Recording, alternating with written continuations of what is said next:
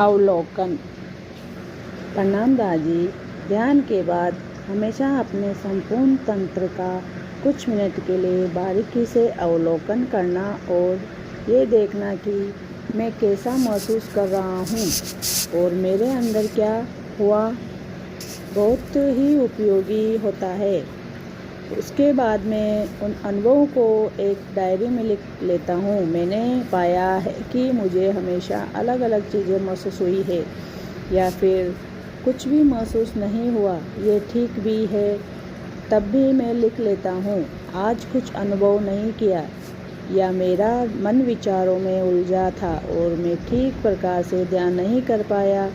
जो कुछ होता है बस उसे लिख डाले, ठीक वैसे ही जैसे कोई वैज्ञानिक करता है। ऐसा करने से आप पाएंगे कि साधना में आपकी रुचि, अपने भीतर अवलोकन करने की क्षमता, विभिन्न दशाओं को व्यक्त करने के लिए प्रति आपकी संवेदनशीलता और आपका मूड एक चक्रीय कर्म में आ गए हैं।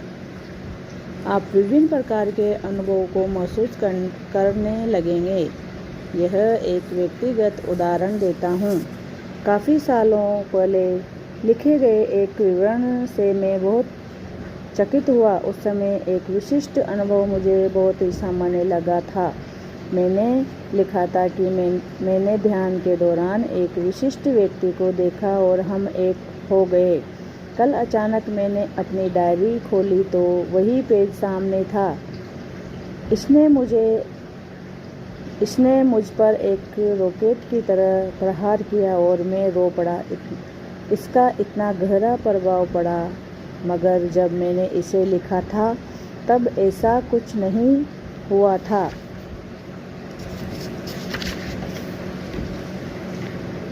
एक और बात बताता हूँ। 1979 में जब मैं भारत में ही था, मुझे एक सपना आया और मैंने अपनी डायरी में सपने में देखे गए स्थान का विवरण लिखा।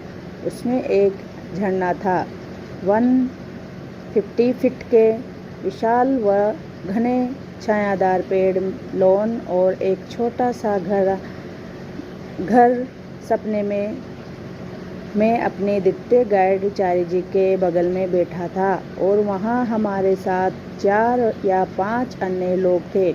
मैं बल्कि सपने में आश्चर्य भी कर रहा था, यह एक विदेशी धरती है और मैं भारत में हूँ। बाद में वर्ष 1986 में हम अटलांटा में थे और चारी जी ने कहा, अल्बानी चलते हैं। तो हम 5 या 6 लोग न्यूयॉर्क स्टेट में अल्बानी गए और जिस स्थान पर पहुँचे वह वही जगह थी जिसे मैंने अपने सपने में देखा था और अपनी डायरी में जिसका वर्णन किया था। मैंने ठीक उसी जगह का सपना देखा था। इसलिए यदि कुछ साधारण सा भी लगता हो तो इसे अपनी डायरी में लिख डालें। प्रणाम मालिक।